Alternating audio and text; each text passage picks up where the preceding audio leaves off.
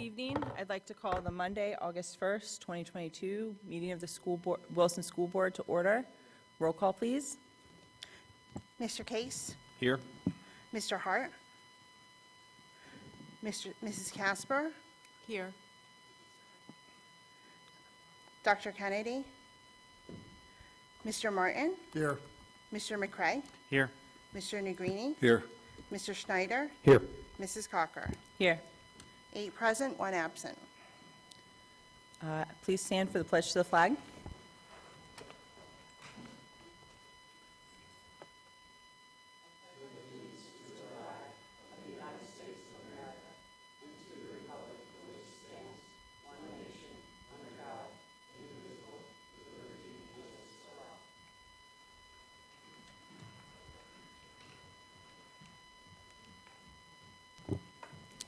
This evening, we have a communication piece, which is presented by Dr. Trickett for our district goals. Thank you, President Cocker. Community members, staff, and the Board of Directors, tonight I'll be presenting a draft of not only our district goals, but also a strategic focus for our organization as we move into the next 3 years. The strategic focus really has been the culmination of a lot of work, starting with just my experiences within this organization as a parent, a community member, an educator, different roles that I've had, throughout my tenure, but also through engagement strategies that we've used not only this summer, but also going back into last school year. So many of you have seen this quote, and this is kind of driven the focus of our team over the past 4 or 5 months.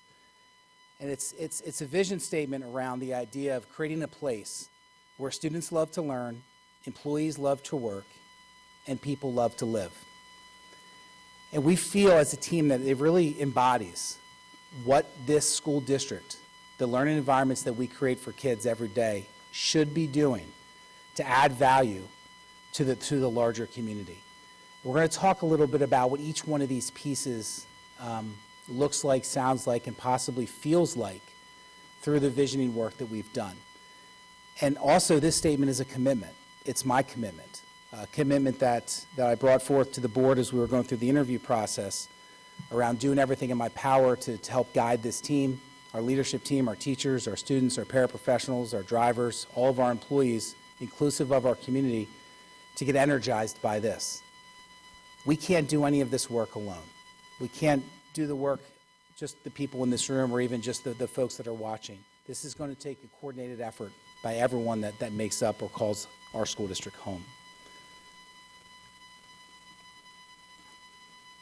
So before we do that, I want to share a little snapshot of who we are as a school district.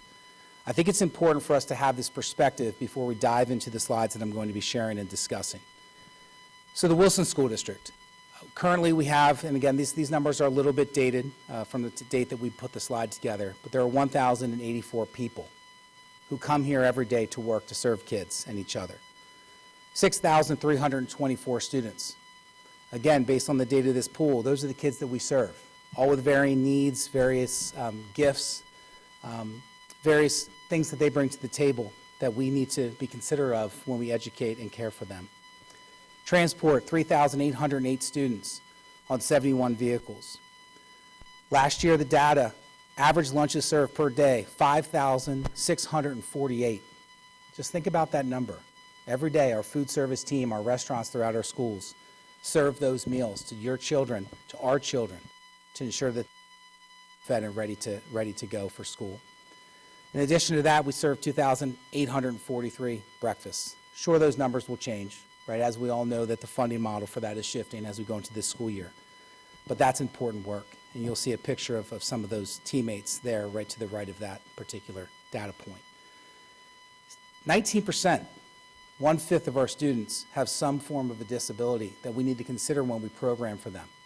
Some type of a challenge that they bring in to our school system that we need to make sure that we're providing the tools and the resources, the environment for them to be successful.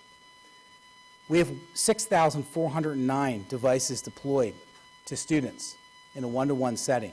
And for those of you that have been around the organization for a while, you know that we were a leader in this region on ensuring that that happened, providing access to kids anytime they need it outside of the school day. 33% or 1/3 of our kids qualify for the federal free or reduced lunch program. 1 out of every 3 kids in a classroom, on a school bus, on a school trip. 4% of those kids require some type of English learner language development support. Both of those numbers are increasing, probably monthly. Total acreage that we support, that our team maintains, 271 acres. Square footage internally, 1.4 million square feet of internal space. So I think it's important for all of us to understand this, not only those that are here today, but including our employees and the folks in our community, because this really is what helps create this heartbeat, if you will, for the community. It's our belief that the school district, especially the Wilson School District, can set the tone for so many other things throughout our community, and we know you agree. That's why you're here. That's why you're engaged in the work that we do. That's why you're trying to have influence. So I'm going to take a few moments, probably a few more than a few, to kind of talk about how we believe we can start to achieve this vision that we have. And it's going to be broken into these 3 categories. The first one is a place where students love to learn. We've been working on this. We've been trying to shift the focus on this through the development of a profile of a graduate. We've had very passionate people work with us, talk to us about we can do better. We expect better. No longer can we have an environment that is just simply measured by test scores. We've all talked about that. We've all shared our input. Teachers, students, parents, business owners, and so forth. So we developed a profile with the help of many people from our community, business owners, again, Ed Foundation folks, spent 3 years developing this. Well, now's the time to implement it. Within that profile, you're going to see competencies. You're going to see different things that students should be, that students should experience, that every student should experience prior to walking across our stage of graduation. Sure, there's things in there about academics and academic excellence and rigor and relationships and all the things that we value that schools are about. We all agree. But you're going to see a lot of other things in there about getting kids off our site, making sure that they're having quality experiences and access to different career paths. Career skills should be a focus. Employability skills has to be a focus of public education. All of our kids have to graduate at some point being career ready. Some kids have to be career ready the day after graduation. Some kids are going to need to go to community college. Some kids into the military. Some kids into apprenticeship. Some kids are going to go on for the medical doctorate. And thank goodness for them. We need all of those folks to keep our economy strong. So that's the focus of our profile, as well as of a whole magnitude of other areas. This idea of creating a sense of belonging for kids. People talk about whole child and what does that mean? That's what it means. Making sure that kids have a sense of belonging in our school system. They want to be here. They're happy about coming to school. They're engaged. They're thriving. So there's indicators in there about participation. We're going to track the kids that participate in music and theater and the arts. Kids that participate in co-curriculars, extracurriculars, and clubs. And we're going to ask them, what are we not doing well? Student voice, what do we need to be doing more of or less of to meet your needs? And we're going to make sure that we have a plan in place to be agile enough to adjust to their needs. If there are 30 kids who want to have a club on X, Y, or Z, we believe it's our responsibility to find a way to meet the needs of those 30 kids. There's a lot of pieces that are involved in this idea of a place where kids love to learn. You know, student choice, we talk about personalizing schedules, especially in our secondary environment. We're committed to doing more of that, making sure we're meeting the needs of every kid, every day. I have 3 of my own kids, their needs are vastly different. Their interests are vastly different. It's okay. How do we continue to nurture those thoughts and ideas so that they see that there's an option for them post-high school? Again, a focus on career-ready experiences. This idea of safety and security. Again, no surprise, right? You've seen multiple conversations. You've heard conversations. We're all engaged in the community. We talk to teachers. We talk to parents. We talk to our kids. We watch the news. It's a big deal.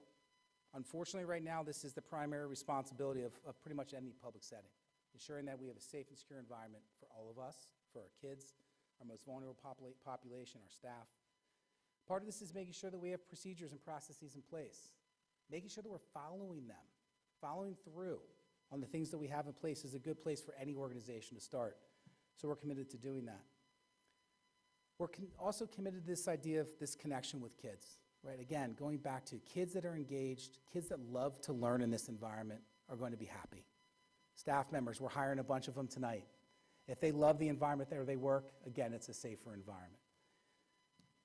So all of these things kind of occupy this area of a place where kids love to learn, and obviously there's so much more. These are some of the areas that we've identified as priority areas as we move into the next few years. Second to that is our staff. Years ago, when I was the high school principal, I talked a lot about the idea of always focusing on what's best for kids, every kid, not just generally what's best for kids, but what's best for this kid versus that kid versus that kid. Especially now. We all work in different industries, and you see how companies are responding to employees, how they're changing the work environment to ensure that they can attract, hire, and retain the best people. We cannot settle for marginal people that are going to be working with our kiddos. So this goal here specifically focuses on all of those pieces. And it's broken into a variety of different things that we know we need to do a better job on. We're committed to doing a better job. We want to make sure that the people that are coming up, that they leave here today feeling excited and energized to work in this school district for our kids. And then we have to commit to continuing to do that, the things that we can do, amplifying their voice, making sure that they have their ideas and concerns at the table while we're making decisions. Doesn't mean we're going to agree all the time. That's okay. That's not what we're talking about. It's making sure that they feel that they're being heard and valued and cared for. Again, safety and security is an important piece. This idea of celebrating wins, I missed that on the last slide. You're going to see it all throughout this slide deck. The idea of telling our story. We want to be the storyteller. We want parents to see into our school district. We want taxpayers to look and see, what's my value add? Why should I pay the increased tax millage rate? Yeah, that's a concern. We understand that, and that is also a goal. But here's the value I get. Here's the investment in that money as opposed to the cost. So we need to celebrate the wins of teachers. We need to celebrate the wins of kids. And a lot of the pictures that you're going to see here is a representation of trying to do that. So again, this is another area or a vision plank that we have. And then the other piece here is this idea of the community. Focusing specifically on this healthy and thriving community. We're all community members. That's why we're here. What do we need to do better, differently, perhaps, in order to continue to sustain the brand that the Wilson School District has? We've talked about this. Some folks have come to the podium over the last 5 years and talked about 30 years ago. Other folks are just moving in. They're moving here for a reason. So what is it about the Wilson School District that makes it that special place? 20 years ago, I did the same thing. I did my research. I was looking in Berks County, where would I want to live? Everything pointed me here. How do we continue that in 5 or 10 or 15 years? What are the things we need to consider? So what is the voice of the community? This is difficult. We need to figure out a way. We need to keep working out a way to better engage the community and to get their perspectives. We know the perspectives of people that come in here, right? We know the perspectives of people who call and share them. We don't know everyone's perspectives, so we need to make sure we find a way to get those. We need to make sure our communication is transparent. Make sure that people feel that we listen. Doesn't mean, again, that we're always agreeing, that we're sharing and valuing their time, that we're connecting with people. Opportunities for community engagement. We can't do this alone. We need your support. How do we better partner with those people in our community who have skills and value that they can add to our school district? How do we better open our school up to better service the needs of our community? We have beautiful campuses. We talked about that. There's no reason our schools can't be open and providing services to community members for longer durations of the day. Again, safety and security is important. No one wants to open up the newspaper and read horrible events that are happening in our community. I'm not saying that the school district can prevent those events. However, there's a relationship that needs to occur, right? And safety and security is important, and we need to make sure we're doing what we can to contribute positively to that. And then celebrating the wins. There's great stuff happening in our community. How can we partner with people to make sure that that brand is loud and clear and people know what they get when we move here? That will be a goal internally that we have as well. So we have a lot of stories, right? We have a lot of stories that ultimately shape the narrative. It shapes what people believe, what they think is valued, perhaps, and maybe what's not valued, right? Strategic goals, to me, through my lens, should be backed up with how we prioritize spending.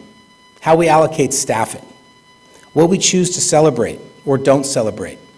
So we need to look at this. Are the things that we're doing currently in our current system the things that we need to be doing in 3 years in order to continue to allow this school system, this great community, to prosper and grow? So we'll be looking at that. We tried to start implementing some of this in the spring. As we were transitioning, and I was transitioning into my role in an interim way, we tried to make this the forefront of what we were doing. We tried to get out, we tried to be visible, we tried to be accessible, we tried to listen, and we tried to celebrate people, kids, staff member, community members. And we think that this is a vital part to implementing the vision that we have. So we have this idea of a vision of a place where kids love to learn, employees love to work, and people or community members love to live. That's kind of the foundation. How do we believe that we get there? So we believe that we need to create that clear vision, maybe one that has specific focus, one that is talked about frequently, so it's at the forefront of decisions that we make. Then we have to develop action steps, right? We have to prioritize what we can actually do. Sometimes we set out to do a lot of things and we lose momentum, and I don't want to be part of that. I want to focus on things that are actionable, things that we can measure most of the time, and things that we can report back out to you on as the community. So here are the 6 key areas. Safety and security is number 1. Ensure that we have a safe and secure environment for all students and staff. This isn't just physical plant, right? This isn't just cameras and door locks and everything else. This isn't just our procedures and processes to check in our guests. This again goes back to this idea of a sense of belonging for our kids, making sure that they see themselves and they feel comfortable in our schools, that they're excited that they only have 23 days left until the first day of school. We want that excitement to build every single day until the doors open for kids on the 24th. So that's a goal. We're going to talk a little bit in a minute about some of the action steps and the metrics that we're going to implement. Fiscal responsibility is going to wrap all of this together. In order to do the things that we're going to talk about, we need to make sure that our monies are being allocated in a way that's focused specifically on the strategic goals that we have. If money's being spent in areas that are no longer a priority, then we need to reevaluate the expenditure.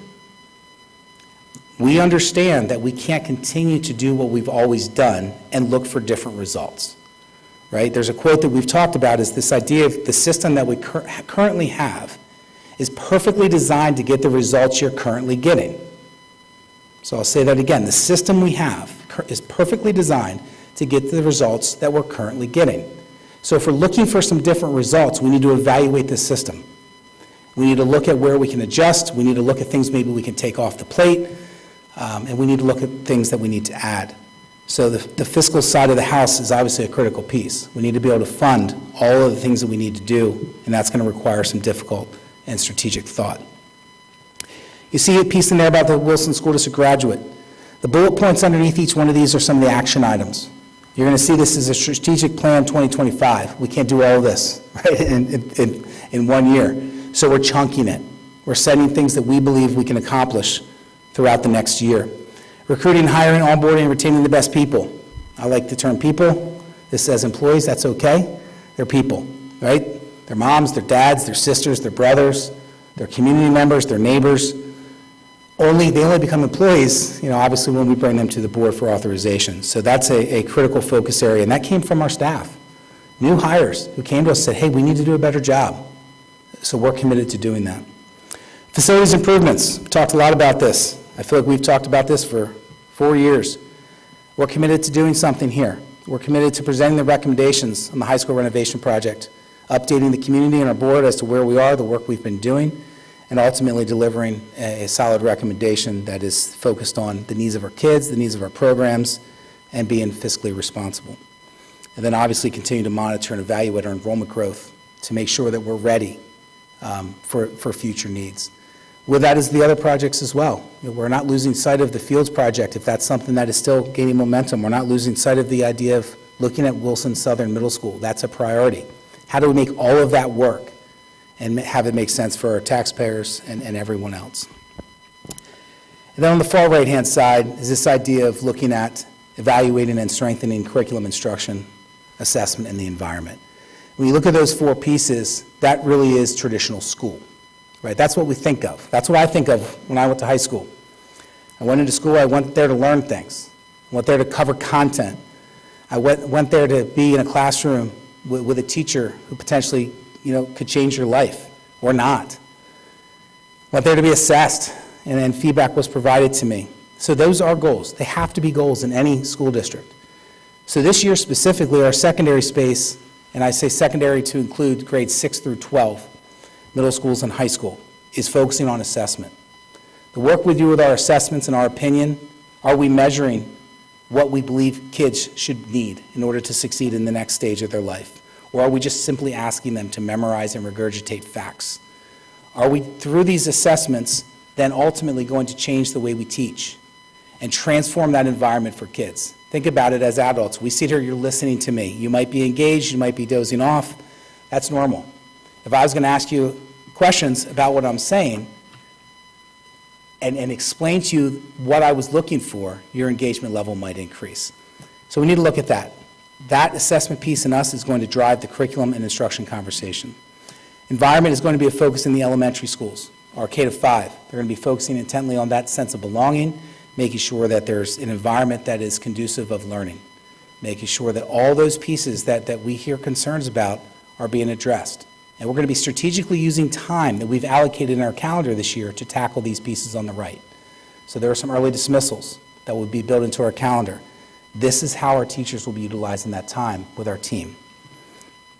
So again, those are kind of the 6 goals that we have in a kind of a broad sense. So I also have this document, and I unfortunately don't have it for everybody right now. This is a draft. This is not approved by the board. But what this document does, before I just put a copy on each board member's table, is it outlines the vision that I just talked about. It talks about our strategic plan. They're listed on the left-hand side up there. Then we develop targets. What are the targets that would say, yep, we did this pretty well in 2025? That's where we're heading. Again, it might adjust. We might get into this 6 months. It's messy. We might have to adjust those target statements. But then where we spend a considerable amount of time, and just as clarity, these have been developed going back into last year. We've been working with our team, analyzing data, brought people together throughout the school year, including our local police chiefs, including our labor groups that we have, including our administrative teams. That's how all this was generated. But on the far right-hand side, they're the action steps for this school year. So for example, create a safe and secure environment for students. Here are some of the action steps that we are proposing for the board to consider. And again, this work came from work that we did by partnering with our teachers and our local police chiefs, as well as people in this room. Increase police presence, security presence at all campuses. Ensure doors are secured, monitored, and functioning properly. In relation to cameras, making sure that they're working, making sure that the location is appropriate. Are they accessible? Are we monitoring them in real time? Questions that we need to consider. Do our kids, staff, and our community have the proper training necessary to carry out protocols as they are rapidly changing? Evaluate our visitor access protocols and develop and communicate a consistent process. Looking at culture and the sense of belonging. Also, one of the mandates we have with the Commonwealth is, are we asking people, do they feel safe? Do they feel secure? So looking at culture surveys. Are we using the results from surveys to develop action items and next steps? And then one of the items that we want to be able to measure and a metric we want to have in place with the profile of a Wilson graduate is ensuring that every single child, and this is a minimum, clearly the expectation's higher, has a meaningful connection with at least one trusted adult. We believe that those are the pieces for this year. As we go into the school year, we need to make sure that we're implementing. Thankfully, we did get some good news. We have some additional funding that came out from the state. We mentioned that last board meeting. And all of that money will be targeted at those items that you just heard. So that's my presentation for this evening, giving you a little bit of a forecast out for the next 3 years. I will make sure every board member has one of these and value any feedback that you have from me between now and our next meeting, where we will ask for your consideration to adopt these goals. Thank you. Thank you, Dr. Trickett. Mr. Martin, do you have feedback? I'm sorry? Do you have feedback? Yes, I do have feedback. I did not attend the board retreat, which many of these things came from, and only because in public, being a CPA, we cannot ever have the public question our ability to be neutral on issues. So I chose not to attend, and that's fine, what went on. But a lot of these things I think are fine, but we really didn't attack some of the key issues, which I think really need to be considered. That's one of them, is bringing integrity back into the schools. When I say that, I mean, you know, we take sides on issues. For instance, I'll give you a couple, you know, we talk about the environment. Oh, you know, we give all this information out, how environment, all these things are so good, but then we don't tell the other half of the story. For instance, 30 years ago, California went on a huge campaign for solar power. Great, not a bad idea. Now they don't know what to do with the solar panels that are very poisonous and corrosive. We didn't tell that story. Just like recycling. Less than 10% of all plastics get recycled. We don't tell that story. And there's many stories I think we need to start giving the information to the students, let them understand that there's more than just one side of the story. And I'm concerned that we don't really do a good job in educating our students that, you know, everybody wants the environment to improve. But one action doesn't necessitate saying that's going to cause some other reaction. So I'm just concerned that we've kind of wandered down the path of presenting warm, fuzzy feeling that makes me feel good, just like electric cars. Everybody's pushing electric cars. Guess what? In 10 years, we don't know what to do with the batteries. I mean, we need to, and I think if we put these thoughts into the students as they're learning, they may be the ones to solve those issues. But if we don't know the issues exist, how can we solve the problem? So I would like to see some of that addressed in some format. Also, we talk about getting students ready for the workforce. Well, one way we could do it is do away with retests. You don't get a retest in business. You make a big mistake, you got a problem. So maybe we should rethink that policy, letting students take retests because they didn't feel good that day or whatever. That's something you don't get that second chance most of the times. You mess up, you're going to be called out. So maybe that's something we need to take a look at from the standpoint that, are we really benefiting the students by letting them have different things that wouldn't occur in the normal course of the business world? You know, we talk about, you know, class size all the time. It's a huge thing. You know, 30 years ago, you could have class sizes of 34 without an issue. Okay, I understand that. But why don't we put discipline back in the classrooms to a degree? We reward negative behavior with special treats. I don't understand rewarding negative behavior. If it's negative, you should have consequences, but we do the opposite. I understand the principle behind that. And these are things I think need to be part of any plan that would be successful in all-around rounding out our students. I feel that we put too much blame on the parents, and I'm really tired of hearing about the parents aren't getting their students ready for school, that the parents can't get the kids ready for school because they have too many other things going on.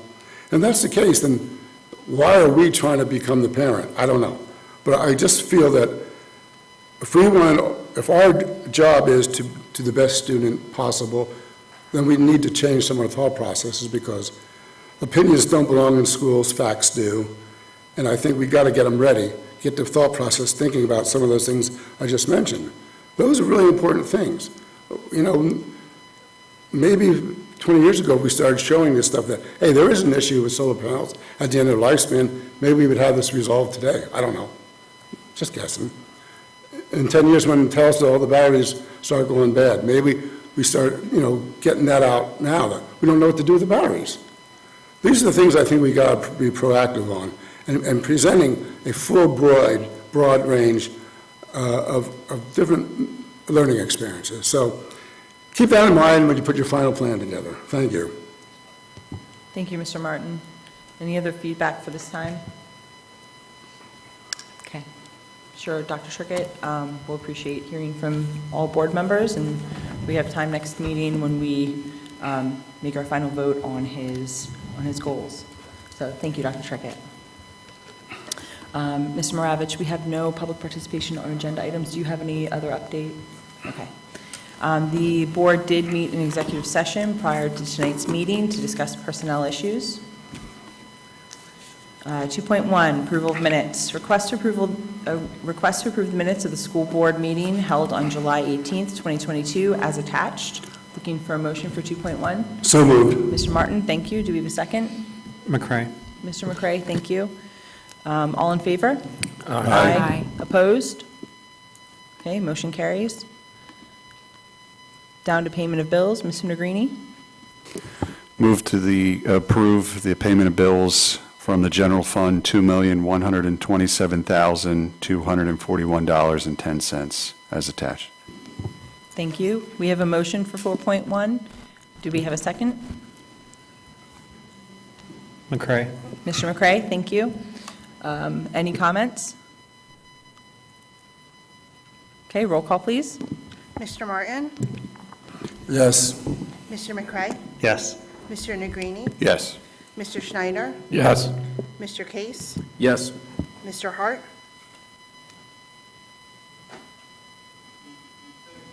Okay, thank you. Mrs. Casper? Yes. Mrs. Cocker? Yes. 8 yes, 0 no. Superintendent's report, Dr. Trickett. Thank you, President Cocker. Delighted tonight to be bringing forth to the board quite a few program and personnel recommendations.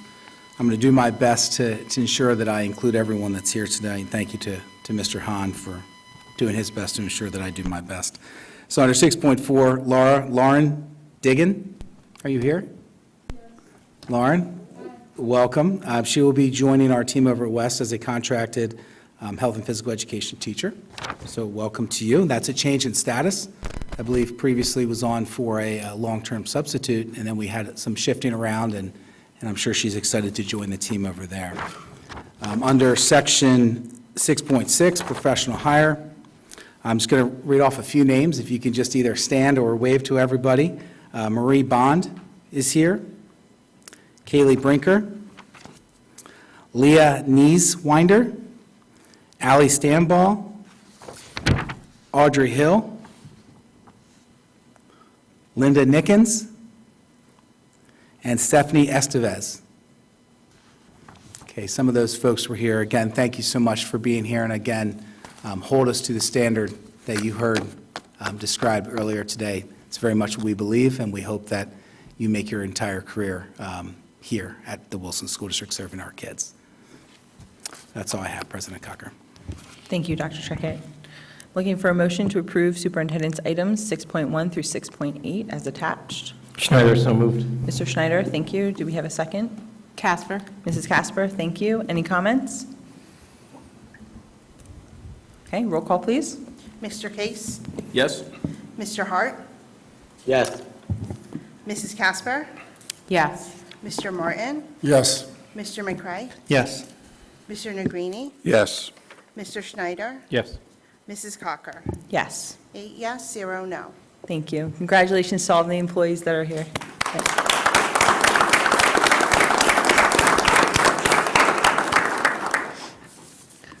Under consent items, request to accept with gratitude the following donations. A donation of $4,000 from the Southern Middle School PTO to help pay the cost of Fun Day for Southern students. Looking for a motion for 8.1.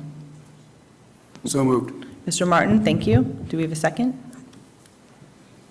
Schneider. Mr. Schneider, thank you. Any discussion? Okay, all in favor? Aye. Opposed? Motion carries.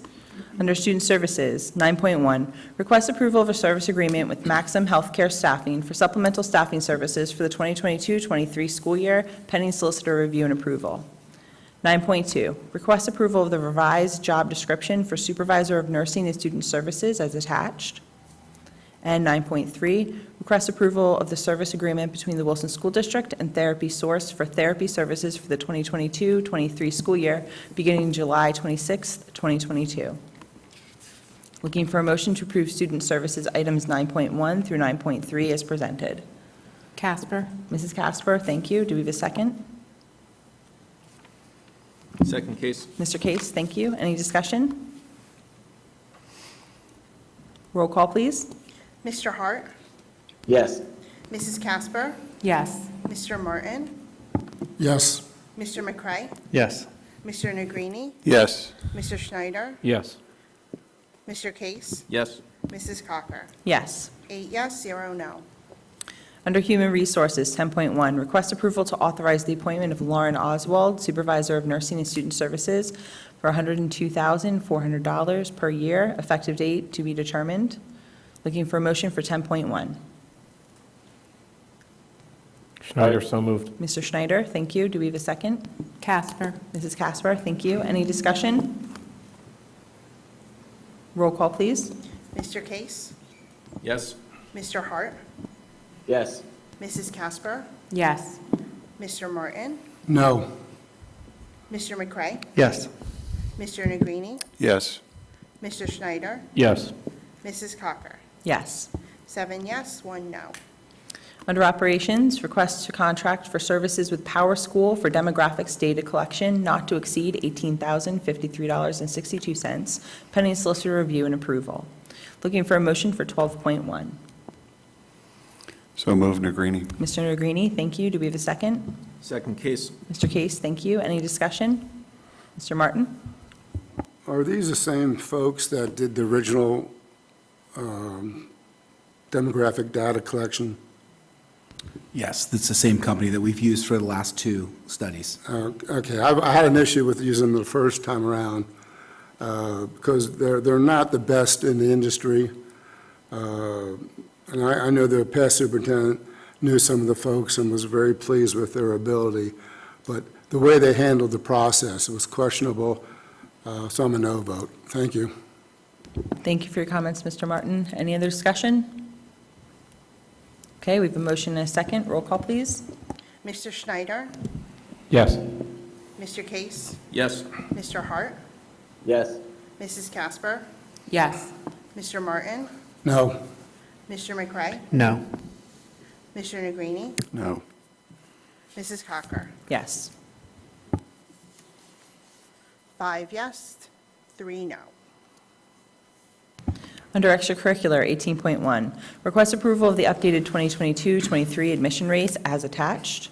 Looking for a motion for 18.1.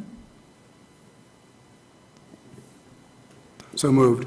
Mr. Martin, thank you. Do we have a second? Second case. Mr. Case, thank you. Any discussion? Yes, President Cocker. Yes, Mrs. Um, Casper. Thank you.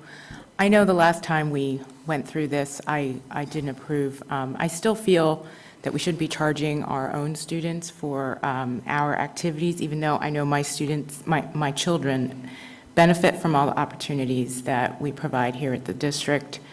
And given the amount of funding that we do spend on extracurricular, I feel we're limiting families that may be already limited to being included in a lot of the activities that we do that really kind of bond us as a district. And I feel that we shouldn't be charging them for their own activities, so. Thank you for that comment, Mrs. Casper. I'll make sure to take that to Extracurricular Committee when we meet in September as something to discuss. Yes, Mr. Negrini. Well, then, just to follow up on that, I think we could utilize some data collection with admission of students versus adults, see how that obviously comes out in terms of what we're collecting at the gates relative to each of those activities. That certainly can be something as part of the discussion next year on a perhaps case-by-case basis as it pertains to the specific activity, whether or not we do something across the board as opposed to looking at the activity itself. So I think that would be a worthwhile endeavor to have staff, if we're able to do so, try to gather that data for us. Thank you, Mr. Negrini. Any other comments? Mr. Schneider? Perhaps this is something we could look at through the free and reduced lunch basis as well, to adjust it as we do so many other things for those kiddos that can't afford it. Thank you.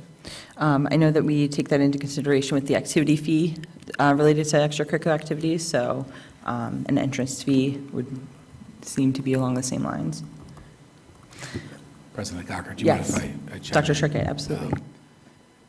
So this conversation is a conversation, again, that we've talked about for a lot of years. Specifically, my perspective would be Wilson students coming to Wilson events. I think we do need to look at that, and I'd like the idea of collecting data. I wonder if we could come up with a way to track that. I know it's another piece to track. However, we don't charge admission rates to musical performances. But for some reason, on the athletic side and for the theater side, we do. I mean, what a great place, when you go back to our vision statements of a place where kids love to learn, a place where people love to work, and the place where the community lives. What if that's an extension of all that we do? How do we better partner with our local groups, whether they're civic groups or religious groups or community groups, to make sure that they know when all these events are, and perhaps offer them, some marketing materials. And I think it's a really necessary conversation. I definitely look forward to talking about that in our committee. Thank you, Dr. Schrickett. Any other discussion? I just would like to point out something that was brought to our attention in discussing the addition of this to the agenda, is that for senior citizens in our community, we have something called the Gold Pass, which is available in the superintendent's office, that allows individuals, I believe 65 and over, to enter the games for free. And I believe there, according to our form here, there are reserved seats at football games that you pay an extra $1 for per game. But if you don't have a preference that you don't require to sit in that section, it's free. So that's also another community building piece to this item on our agenda. So having a motion and a second and no further discussion, roll call, please. Mr. Negrini? Yes. Mr. Schneider? Yes. Mr. Case? Yes. Mr. Hart? Yes. Mrs. Casper? No. Mr. Martin? Yes. Mr. McCray? Yes. Mrs. Cocker? Yes. 7 yes, 1 no. That brings us to our committee reports. BCTC, Mrs. Casper? Thank you, President Cocker. I do not have a report at this time. And I don't have a report for the Student Services Committee either. Okay, thank you. Dr. Kennedy is not here this evening for BCIU. So for Curriculum Committee, Mr. Schneider, do you have an update? We have not met, but we formally, but we did take an informal tour of the SRI at Albright, and that was really neat to see all those kids engaged in that. Thank you. Berks EIT, Mrs. Schlossman. Thank you. Extracurricular Committee, we have no report either. Our next meeting is September. Facilities Committee, Mr. Case. Sure. Thank you. We are making great progress on the Bulldog Press Box, and we are looking forward to using it this fall. I want to thank Jeff Simcox and his team. It was quite a volunteer effort to start putting that together.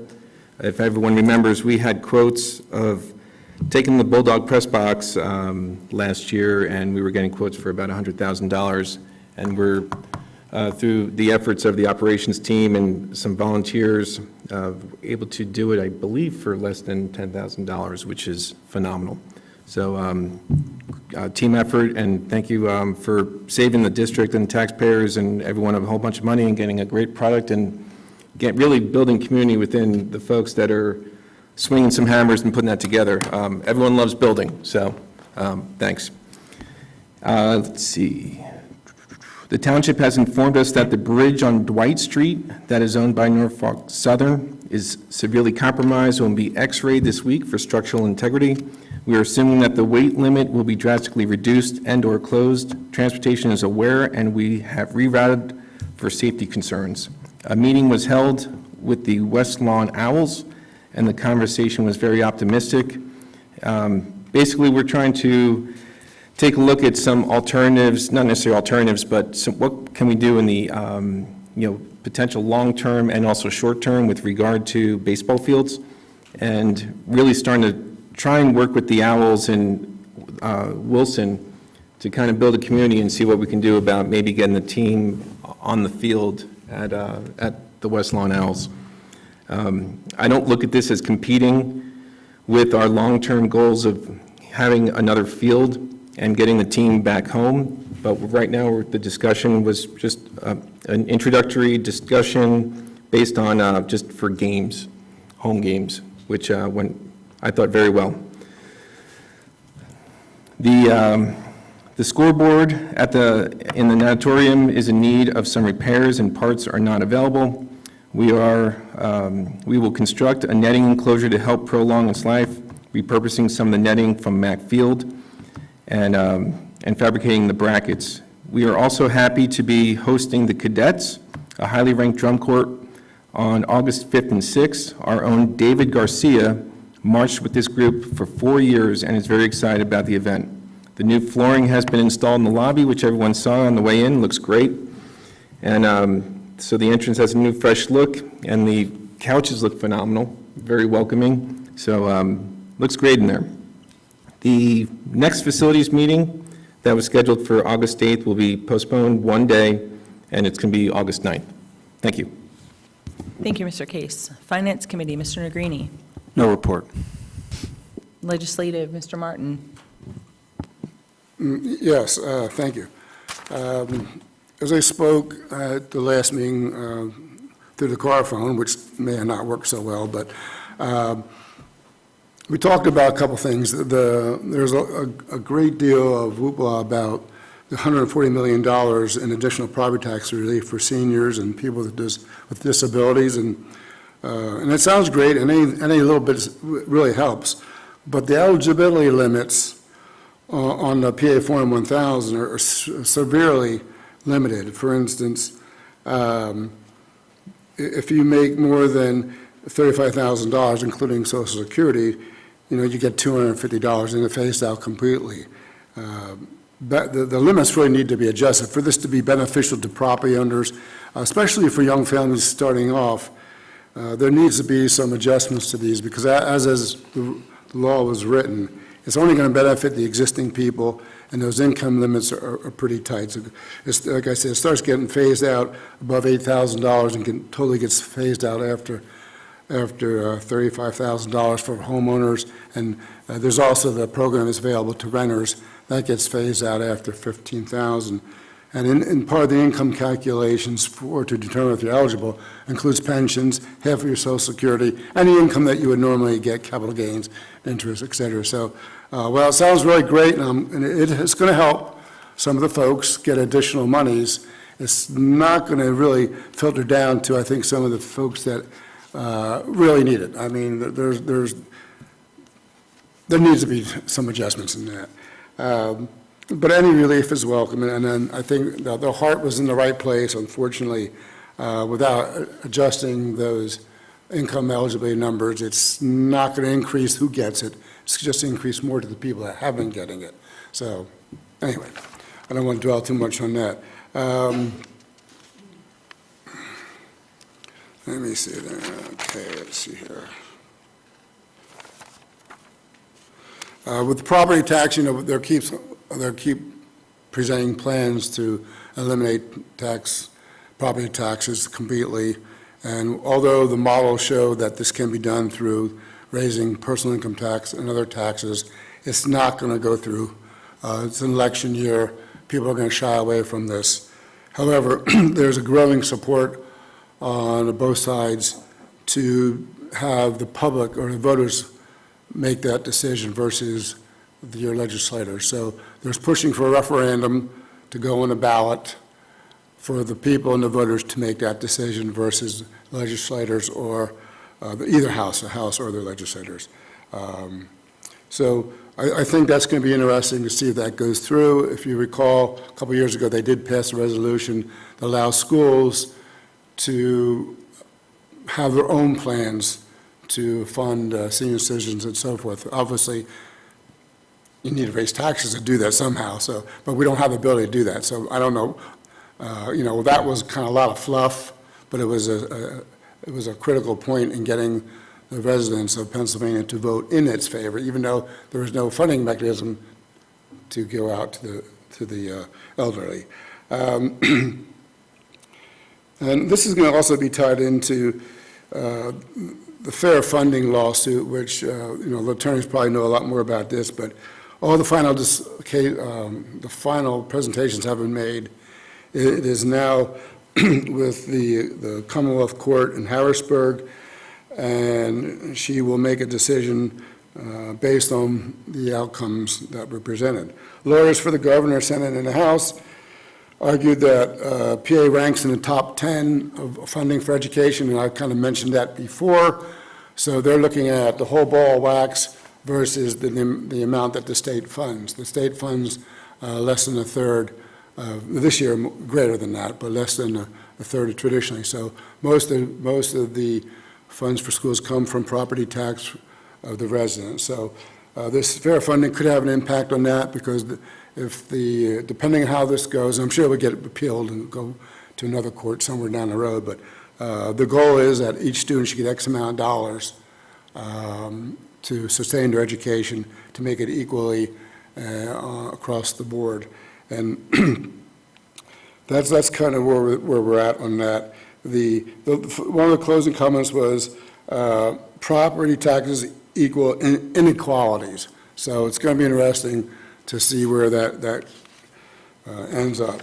And as discussed, we talked about the budget this year, how the school district got over $1 million in additional revenue that we were anticipating, although I kind of said we were going to get more. I kind of couldn't quantify that, and no fault to anybody in the budget process, but we did increase taxes by 31 mills that we didn't have to do. Should we have known that that money was forthcoming? So hopefully we'll keep that in mind. I think Jay alluded to that at the last meeting, that we should keep that in mind come not tax season, I'm sorry, but budget next year, that we should try to return those funds by reducing taxes in the coming year, since it was a windfall and we did not expect that. And the last thing I think we'll discuss more in our September extracurricular meeting. As you know, I read the governor vetoed the Fairness in Women's Sports Act, and this has to do with transgender crossing lines into the women's sports. Hempfield has passed a resolution, which I mentioned, that the transgenders are prohibited from playing women's sports. And there's no federal law that prohibits that. However, the American Civil Liberties said they're going to press issues under Title IX that they feel that falls under the jurisdictions unless the federal government comes in and steps. But as of now, the current administration does not want to press that issue, it's my understanding. And the governor has left it up to the school districts to do that. Like I said, there's no federal law prohibiting those resolutions. However, it's going to come under legal review, and like I said, the ACL is going to fight or support any student that feels that they were prohibited from participating due to those reasons. That's all I got. Okay, thank you, Mr. Martin. Human Resources Committee, Mr. Hart. I have no report. Thank you. Public Relations, Mrs. Troutman.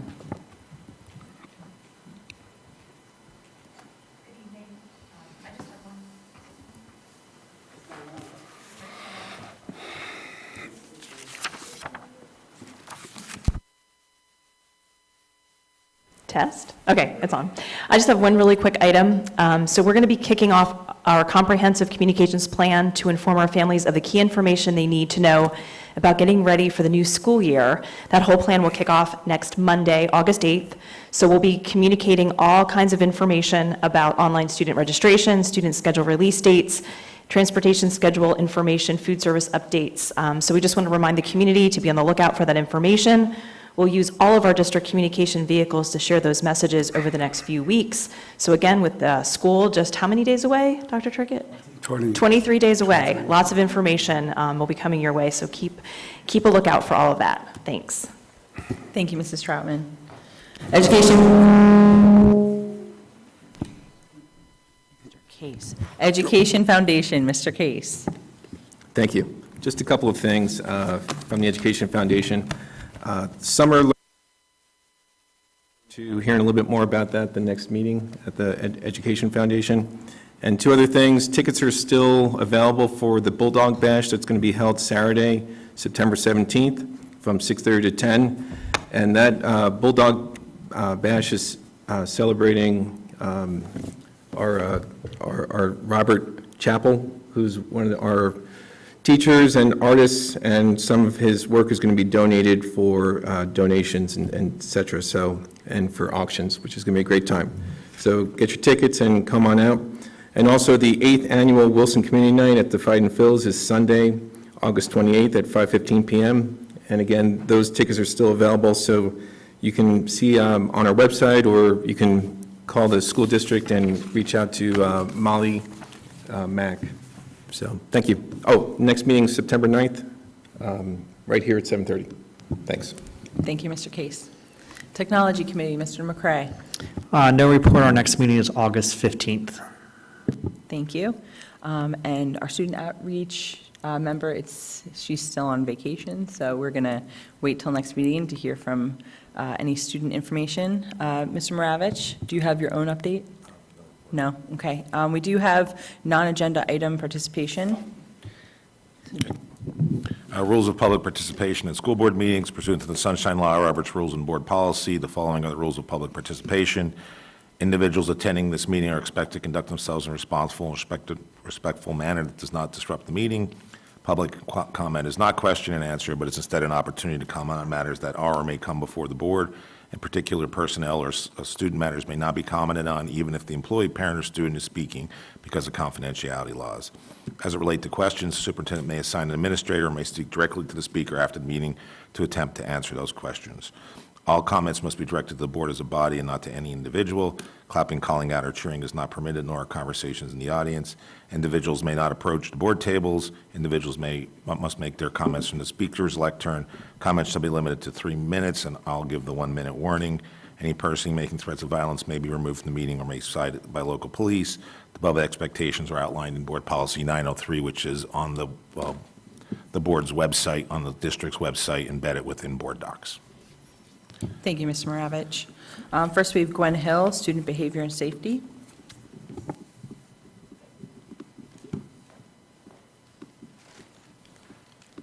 Sticky toddler print on my glasses, excuse me. Ugh, kids. All right.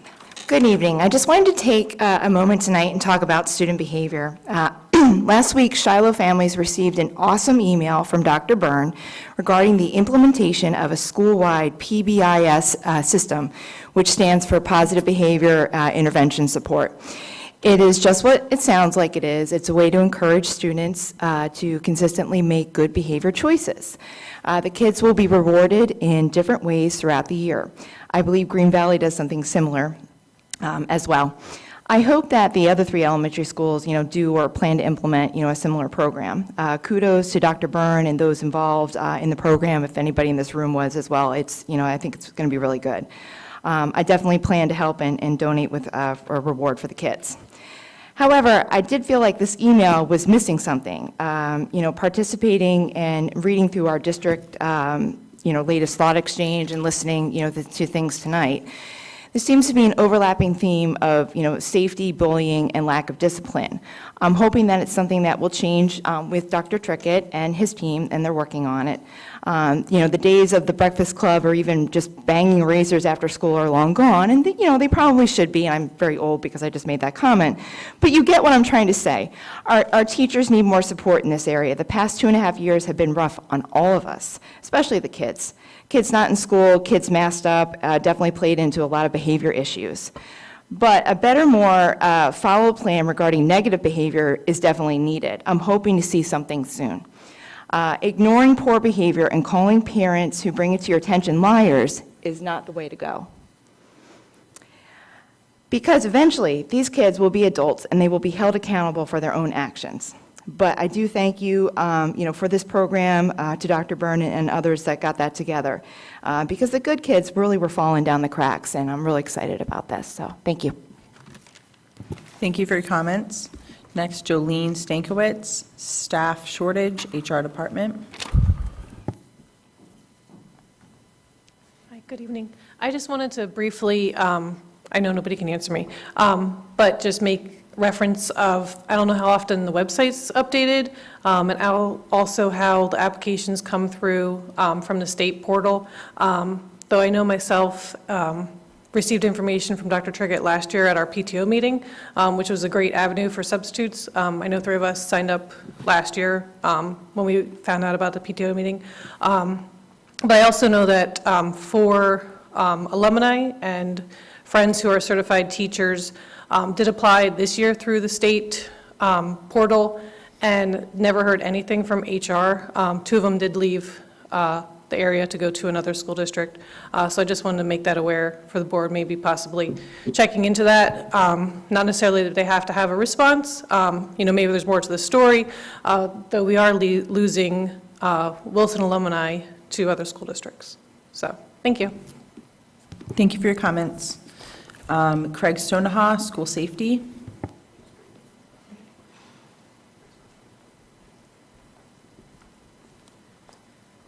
All right. Hey, everybody. It's been a while. I missed you. I know you missed me. I just want to start by saying thank you, Dr. Trickett, for taking the safety and security issue so seriously. I mean, even just what you spoke about this evening, it's obvious that this is a huge part of what you're focusing on. I personally appreciate it. Tonight, I'm speaking on behalf of a group of responsible parents for Wilson School Board. We talk a lot in this room about community involvement, and in the spirit of that comment, we've kind of put together a safety proposal. And I wouldn't call it a proposal as much as a series of ideas to try to kind of spark the conversation moving forward. So this is the product of, I don't know how many hours of work, but interviews with safety experts, law enforcement professionals, health and medical professionals, child psychologists, parents, teachers, school staff here, community members, and more. Some of these ideas might be new. Some of them may not be possible. Some we might be doing right now. But rather than sit and do nothing, we felt it was important to kind of take a more proactive, positive approach to helping with this particular issue. So from speaking with other schools, Wilson's not alone in dealing with this. And security and behavioral issues have been on an uptick. I think everybody in this room knows that over the last couple of years. But it doesn't mean that we need to fall victim to this growth in kind of aggressive behavior. So in addition to safety, obviously, I think you guys know I'm a big proponent of fiscal responsibility. So included in here is, I think, at least 6 grant application links directly to specific safety and security grants that we are eligible for, as well as a link to another page that has a list of grants that are specifically for safety and security that we may or may not be eligible for. So there's some real things in here that might help us. If we're as eligible for these as I think we are, there shouldn't be a nickel that has to be spent by taxpayers to make these things happen. So I'll be sending a copy of this out to everybody on the board so you guys can review it. I know it's some great Monday night reading, so I assume you'll all get right to it. And I really appreciate serious consideration on this. So we'll also be posting it, online just to get community input if anybody has any ideas there as well. But, teachers and staff are stressed. And the kids are obviously lashing out, and parents are concerned. So I think we can work together on this. And I really appreciate your time. Thank you. Thank you for your comments. Tammy Keener, non-agenda. Sorry, I fell today. I got to see the chiropractor tomorrow. Good evening. I know last time I said I wasn't coming back, but you know me. Mr. McGree, you should know me well enough that I'd never give up a fight. Being a veteran, again, I'm going to hold up the U.S. Constitution in front of you right now, and I'm going to let you know that this supersedes any policy and make sure that you understand that. Bravo. 3.6, highest in the county. You have now shoved 4 families that I know of out of their homes, seniors that can no longer afford it. I'm going to be next, and I'm not going to allow you to do that. 3.6, you're gouging us. That's ridiculous. 50-year high inflation, we are now two successful GDP, 2 quarters of a negative GDP, so we are now in a recession or a depression. And now you're going to force people out of their homes because they can no longer afford the property tax. I felt bad for that lady 2 weeks ago. She had no clue what was going on. Had I stayed around long enough, I would have educated her. This has to stop. This just, it's ridiculous, and it can't continue.